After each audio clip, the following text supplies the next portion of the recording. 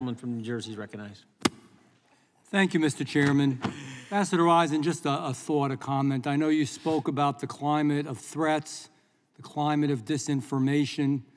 I'm going to maintain that is not the climate that you're speaking about. You just don't want to hear the truth because you don't like it. Congresswoman Lofgren, my colleague, good person, she asked, can a democracy survive without the rule of law? Well, we know the answer, it can't.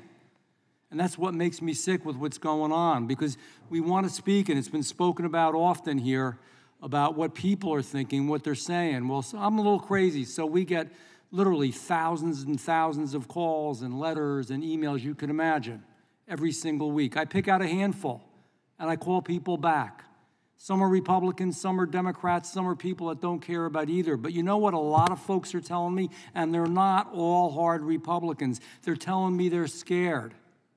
And the reason they're scared, and by the way, they should be, I don't make them feel good. I don't sugarcoat it. I don't say, no, nothing to worry about, nothing to see here, because they don't believe in equal justice for all, which should be for the left and the right. It should be for Republicans and Democrats. It should be for progressives and libertarians. It should be for conservatives and liberals.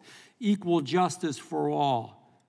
But that's what is making me sick, because we don't have it now. This is all about politics and money and teaching a lesson. The politics of it. The politics of it is we have a judge who's a known and strong Democrat, not just because of the contributions he made, but for other factors. His daughter alone is a major operative in the Democratic Party, millions of dollars flowing through her hands. I tell you what, you wouldn't like it if it was reversed and you had a judge that didn't recuse himself.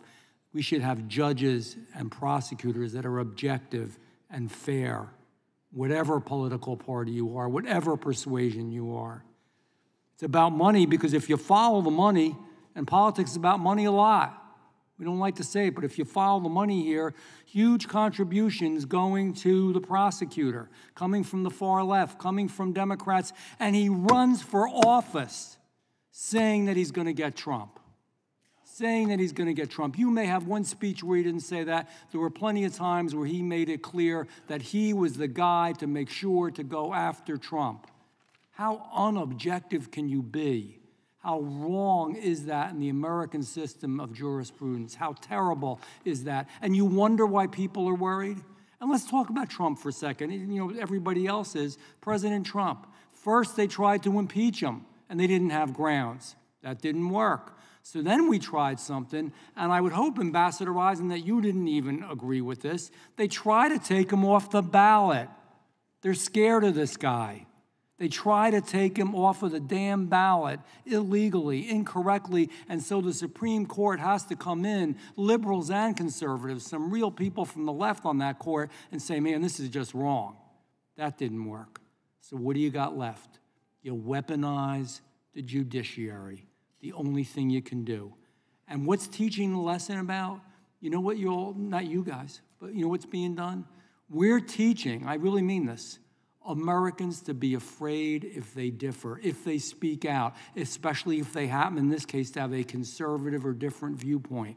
You know, talk about those people you speak with on the phone. I do it. I really do it, because my humble beginnings as a councilman and going all through, I've held every damn office you can hold.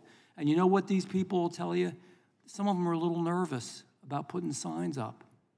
They're a little bit nervous about giving a campaign contribution because they're afraid they're going to go after them, because you know what they know. If they went after this man, they can go after you. Now, the right thing to do here is the judge should have recused himself. The right thing is not to have the trial in a town with a prosecutor who's made it his aim in life to go after him. It's wrong. And people are afraid they're going to go after your family, your friends, your businesses, your life. Politics, money, and teaching a lesson. And you know what? It's a tale of two prosecutors, and I'm running out of time and I want to ask a question.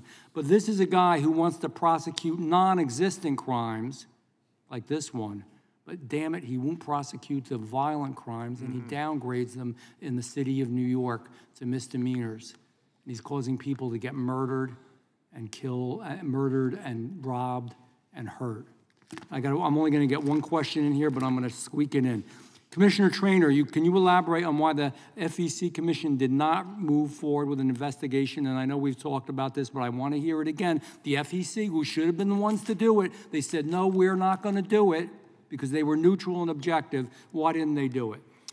The Commission did not move forward with an investigation because we were asked to abate that proceeding by the Department of Justice. The Department of Justice then took over a year to conduct a criminal investigation, and then when they sent the information that they had back to us after they had declined to prosecute anyone in the case, the statute of limitations had run when it came back to the Commission. Real quick, thank you. Ms. Foley, your testimony highlighted significant due process violations. Can you just detail that a little? 3 core due process precepts: notice, meaningful opportunity to defend, and proof of all relevant facts. We only have a few seconds, if you could. Yeah, lack of adequate notice of the charges and the basis of the charges by obfuscating a primary element of the felony falsification offense, which required that there be another predicate offense that was intended to be committed. They obfuscated that till the very end, until the jury instructions. Once they identified that in the jury instructions, it became clear that there was a second predicate that was required that Trump never had an opportunity to respond to whatsoever, much less have notice of. Point of order, Chairman. You know what, I yield back, and Ambassador Eisen, damn it, I wish I could have gotten to you. The gentleman yields back. The gentleman yields back.